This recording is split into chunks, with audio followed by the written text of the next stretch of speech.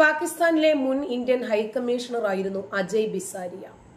Balakot air സ്ട്രൈക്കിന് ശേഷം നടന്ന ഒരു സംഭവത്തെ പറ്റി അദ്ദേഹത്തിന്റെ ഒരു പുസ്തകമായ the anger management, the troubled diplomatic relationship between India and Pakistan എന്ന പുസ്തകത്തിനകത്ത് വ്യക്തമായും ചില കാര്യങ്ങൾ പറയുന്നുണ്ട്. ബാലാകോട്ട് എയർ സ്ട്രൈക്ക് നടന്നതിന് ശേഷം അഭിനന്ദൻ വർദ്ധമാൻ അവരുടെ പിടിയിലായ സമയത്ത് അത് വെച്ച് ഇന്ത്യയോട് വിലപേശാം എന്ന് കരുതിയിരുന്ന ഇമ്രാൻഖാനെ പക്ഷേ ഞെട്ടിച്ചത് മറ്റൊരു സംഭവമായിരുന്നു.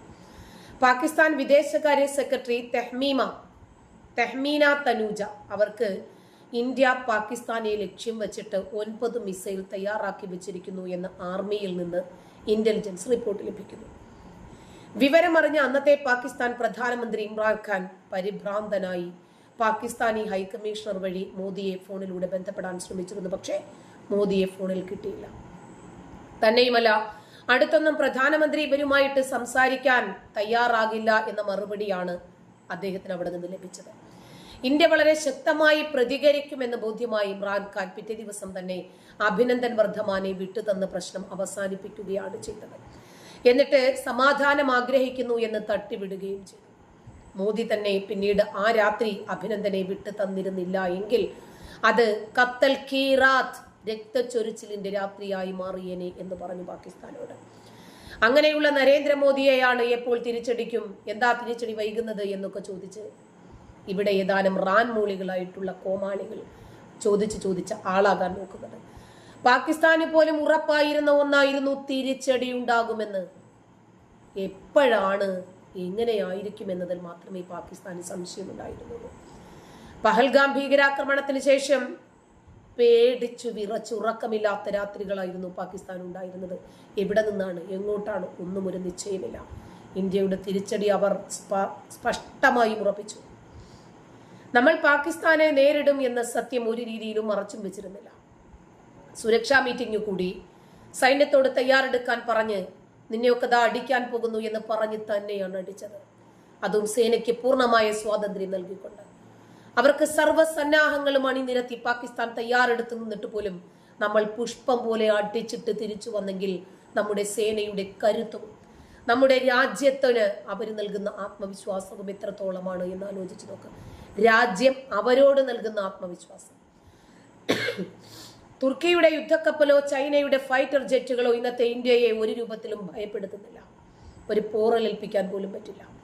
കാരണം നമ്മുടെ സൈന്യം എന്താണ് എന്ന് അറിയാവുന്നവരാണ് രാജ്യം ഭരിക്കുന്നത്. സൈനികരെ അറിയുന്നവരാണ് രാജ്യം ഭരിക്കുന്നത്. 3 സേനകളെയും ഏത് രൂപത്തിൽ ഉപയോഗപ്പെടുത്തണം എന്ന് അറിയുന്നവരാണ് രാജ്യം ഭരിക്കുന്നത് എന്നതുകൊണ്ട് തന്നെയാണ് രാജ്യരക്ഷയുടെ കാര്യത്തിൽ മോദിക്ക് രണ്ടാമതൊന്നും ആലോചിക്കാനില്ല, വിട്ടുവീഴ്ചയില്ല. ഈ രാജ്യത്തെ സുരക്ഷിതമാക്കുന്ന വിഷയത്തിൽ നരേന്ദ്രമോദിക്കെതിരെ വിമർശനം ഉന്നയിക്കാൻ ഏറ്റവും കുറഞ്ഞത് 15 ദിവസമെങ്കിലും കാത്തിരിക്കേണ്ടി വരും.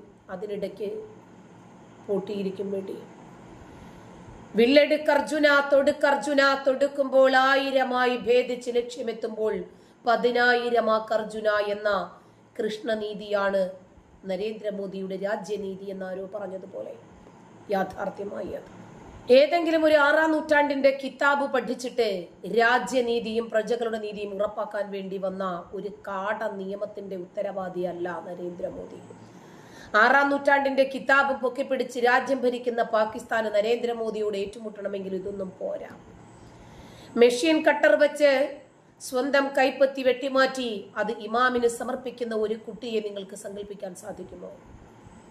മുലക്കരത്തിന്റെ പ്രതിഷേധത്തിനായി മുലമുറിച്ച് ജന്മയ്ക്ക് സമർപ്പിച്ചു എന്ന് നമ്മുടെ നാട്ടിൽ പ്രചരിച്ച നങ്ങേലിയുടെ കഥ പോലെ പോലുമല്ലാതെ സത്യമാണ്. 2016 പാകിസ്ഥാനിലെ പഞ്ചാബ് പ്രവിശ്യയിലാണ് ഒരു സംഭവം അരങ്ങേറുന്നത്. ഇമാം പ്രസംഗിച്ചു കൊണ്ടിരിക്കുന്നു.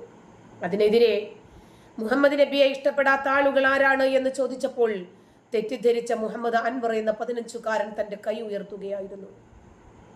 ഇഷ്ടപ്പെടുന്നവർ എന്നാണ് തന്റെ ചോദ്യം എന്നാണ് ആൾ വിചാരിച്ചത്. ഇതോടുകൂടി ഇമാം കുട്ടി മതനിന്ദ നടത്തി എന്നാരോപിച്ച് ഇത്രയും ആൾക്കൂട്ടത്തിൽ വെച്ച് ആ കുഞ്ഞിനെ ആരോപിക്കുന്നു. ഇതിന് മറുപടിയായി വീട്ടിലേക്ക് പോയി സ്വന്തം കൈ വെട്ടിമാറ്റിയാണ് കുട്ടി പ്രതികരിച്ചത്. മെഷീൻ കട്ടർ വെച്ച് സ്വന്തം കൈപ്പത്തി വെട്ടിമാറ്റിയ ശേഷം ഒരു പാത്രത്തിൽ വെച്ചത് പുരോഹിതന് സമർപ്പിച്ചു. അതോടെ അവൻ നാഷണൽ ഹീറോ ആയി മാറി. കുട്ടിയുടെ പിതാവ് അവന്റെ പ്രവർത്തനങ്ങളിൽ അഭിമാനിക്കുന്നു എന്ന് പറഞ്ഞു. എന്നാൽ സോഷ്യൽ മീഡിയയിലൂടെ സംഭവം പുറത്തറിയുകയും അന്താരാഷ്ട്ര മാധ്യമങ്ങളിൽ വരെ വാർത്തയാകുകയും ചെയ്തതോടുകൂടി കളി കാര്യമായി. വിദ്വേഷ പ്രസംഗം ഉപയോഗിച്ചു എന്നും തീവ്രവാദ വിരുദ്ധ കുറ്റങ്ങൾ ചുമത്തിയെന്നും ആരോപിച്ച് പുരോഹിതനെ പോലീസ് അറസ്റ്റ് ചെയ്തു. അതിനെതിരെയും വലിയ രൂപത്തിൽ പ്രതിഷേധമുണ്ടായി. അതുകൊണ്ട് തന്നെ ജാമ്യം നൽകി വിട്ടയക്കേണ്ടി വന്നു. അതാണ് പാകിസ്ഥാനിലെ മതശക്തി, മതനിയമം. എല്ലാത്തിനും താഴെയാണത്. അതുപോലെ തന്നെ ലോകത്തിലെ ഇസ്ലാമിക രാജ്യങ്ങളിലെ ഏക ആണവ ശക്തിയാണ് പാകിസ്ഥാൻ. ജനം പട്ടിണി കിടന്നും കറണ്ടും പെട്രോളും ഇല്ലാതെ വലയുകയാണെങ്കിൽ പോലും സൈന്യത്തിന്റെ പ്രതാപത്തിന് ഒരു കുറവുമില്ല.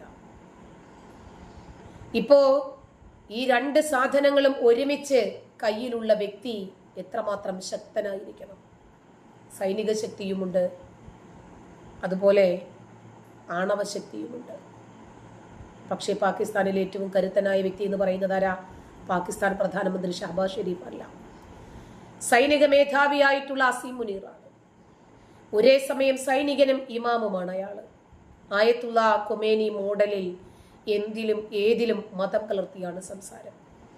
ഇപ്പോൾ പഹൽഗാമിലെ ഭീകരാക്രമണത്തിന്റെ സൂത്രധാരന്മാരിൽ ഒരാളാണ് ആള്. ഇന്ത്യക്കെതിരെ രക്തം തിളപ്പിച്ച് പ്രസംഗിക്കുന്ന ഈ പട്ടാള മേധാവിയാണ്. എപ്പോഴൊക്കെ ജനാധിപത്യ സർക്കാരുകൾ ദുർബലമായിട്ടുണ്ടോ അപ്പോഴൊക്കെ സൈന്യം അധികാരം പിടിച്ച കഥയാണ് പാകിസ്ഥാനിലുള്ളത്. ഇപ്പോൾ ജിന്നയുടെ വിശുദ്ധ നാടിനെ കാത്തിരിക്കുന്നത് വീണ്ടും ഒരു പട്ടാള അട്ടിമറിയാണ് എന്ന സംശയമാണ് പാകിസ്ഥാനിലെ ഡോൺ എന്ന പ്രശസ്തമായിട്ടുള്ള പത്രം പോലും ഉയർത്തിക്കൊണ്ടുവരുന്നത്. കാരണം ഇസ്ലാമും സൈന്യവും ചേർന്നാൽ പിന്നെ പാകിസ്ഥാനിൽ ഒരു ശക്തിക്കും അവരെ പിടിച്ചാൽ കിട്ടില്ല. മതവും ജോലിയും കൂട്ടിക്കെട്ടുന്ന ഒരു കുടുംബത്തിലാണ് അസീം മുനീർ ജനിക്കുന്നത്. പിതാവ് സയ്യിദ് സർവാർ മുനീർ സ്കൂളിൽ അധ്യാപകനും ഇമാമുമായിരുന്നു. റാവൽപിണ്ടിയിലെ ലാർകുർത്തിലുള്ള FG ടെക്നിക്കൽ ഹൈസ്കൂളിന്റെ പ്രിൻസിപ്പളും ധേരി ഹസനാബാദിലെ ഒരു പ്രദേശത്ത് സ്ഥിതി ചെയ്യുന്ന മസ്ജിദുൽ ഖുറൈഷ് എന്ന പള്ളിയുടെ ഇമാമുമായിരുന്നു അയാൾ. അവിടെ അദ്ദേഹം പലപ്പോഴും വെള്ളിയാഴ്ച കുത്തുബ പ്രഭാഷണം നടത്താറുണ്ടായിരുന്നു. സയ്യിദ് കാസിം മുനീർ, സയ്യിദ് ഹാഷിം മുനീർ എന്നീ രണ്ട് സഹോദരങ്ങളും ഉണ്ട് ആളിന്, അസീം മുനീറിന്. ബാല്യവും കൗമാരവും യൗവനവും എല്ലാം മത അന്തരീക്ഷത്തിൽ തന്നെയായിരുന്നു. ഇത് അസീം മുനീറിന്റെ ജീവിതത്തെ വലിയ സ്വാധീനമുണ്ടാക്കിയിട്ടുണ്ട്. പലപ്പോഴും അസീം മുനീർ തന്റെ പ്രസംഗങ്ങളിൽ ഇസ്ലാമിക വാക്യങ്ങൾ ഉപയോഗിക്കാറുണ്ട്. ചുട്ടയിലെ ശീലം ചുടലവരെ എന്ന് പറയുന്നത് പോലെ സൈനിക മേധാവിയായിട്ടും അദ്ദേഹം ഒരു ഇമാമിന്റെ ഭാഷ തന്നെയാണ് ഉപയോഗിക്കുന്നത്. നമ്മുടെ നാട്ടിൽ ഒരു സ്പീക്കർ ഉണ്ടായിരുന്നു. ചാനലുകളിലൊക്കെ വന്നിരുന്നിട്ട് ഖുർആനെ കുറിച്ച് ഒരു മതപ്രഭാഷകൻ പറയുന്നതിനേക്കാൾ വലിയ രൂപത്തിൽ പറയും. ഗണപതി മിത്താണെന്നൊക്കെ വലിയ രൂപത്തിൽ പറഞ്ഞിട്ട് പോയ ആളിന് ബുറാക്ക് മിത്താണെന്ന് പറയാൻ കഴിഞ്ഞിട്ടില്ല. മത ചിട്ടയിൽ വളർന്നു വന്നതിന്റെ അന്തരീക്ഷമാണ് സ്പീക്കറായിട്ടും അദ്ദേഹം മതപ്രഭാഷകനെ പോലെ സംസാരിക്കുന്നത്. അതുപോലെ തന്നെയായിരുന്നു അസീം മുനീർ.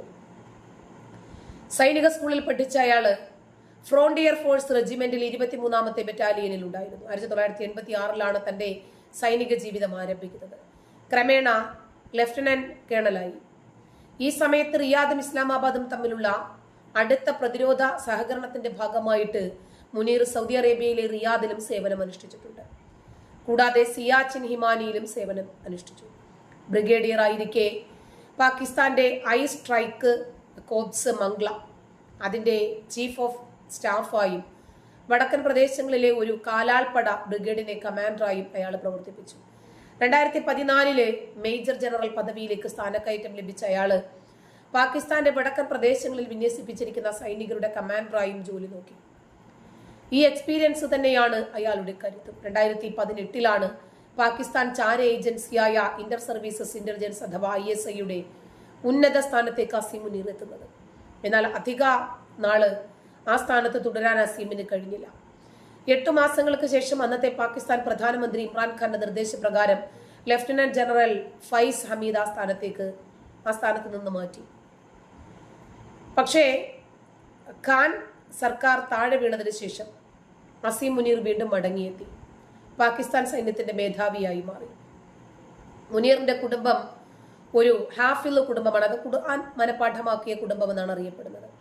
അതിലെ നിരവധി അംഗങ്ങൾ മുഴുവനും ഖുർആൻ മനഃപ്പാഠമാക്കിയിട്ടുണ്ട്. സൗദി അറേബ്യയിലെ ലഫ്റ്റനന്റ് കേണലായി നിയമിതനായ സമയത്ത് മുനീറും അത് തന്നെയാണ് നേടിയത്. പാകിസ്ഥാൻ ചരിത്രത്തിൽ മുഴുവനും ഖുർആൻ മനഃപ്പാഠമാക്കിയ അദ്ദേഹത്തെ സൈനിക മേധാവിയെ തന്നെയായിട്ടാണ് ആളുകൾ കണ്ടത്. മുനീർ ഒരു ഫിറ്റ്നസ് പ്രേമിയായിരുന്നു, കായിക താരം, നല്ലൊരു ഓട്ടക്കാരൻ. പക്ഷെ അദ്ദേഹത്തിന് ഒരു കുഴപ്പമുണ്ട്. ഈ മതം തന്നെയാണ് അയാളെ നയിച്ചുകൊണ്ടിരുന്നത്. ഇന്ത്യ വിരുദ്ധനായിരുന്നു അയാൾ. പഹൽഗാം ഭീകരാക്രമണത്തിന് ദിവസങ്ങൾക്ക് മുമ്പ് നടന്ന തീവ്രവാദ പ്രസംഗത്തിലൂടെയാണ് പാകിസ്ഥാൻ ആർമി ചീഫ് വിവാദ നായകനായി മാറുന്നത്.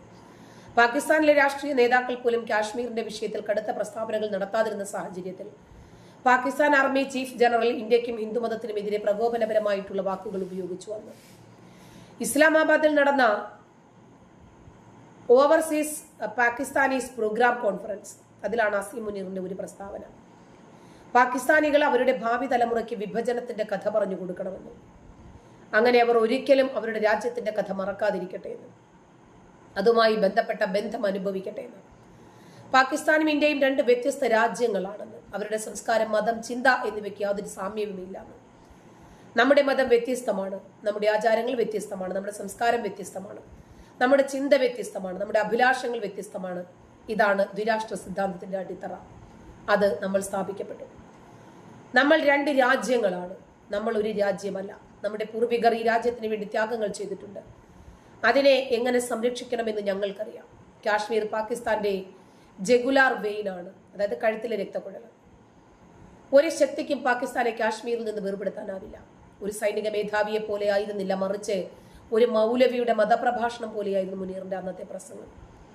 പ്രധാനമന്ത്രി ഷഹബാസ് ഷെരീഫ് ഉൾപ്പെടെ പാകിസ്ഥാനിലെ എല്ലാ പ്രധാന നേതാക്കളും ഈ സമ്മേളനത്തിൽ പങ്കെടുത്തു.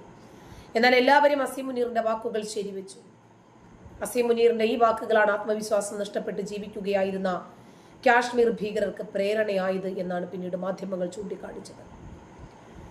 ഇതായിരുന്നു എല്ലാത്തിന്റെയും കാരണക്കാരൻ. പിന്നീട് പഹൽഗാം ഭീകരാക്രമണം നടന്നു കഴിഞ്ഞിട്ട് ഇന്ത്യ തിരിച്ചടിക്കുമെന്ന് ഭയന്ന് അസീം മുനീർ നാടുവിട്ടു.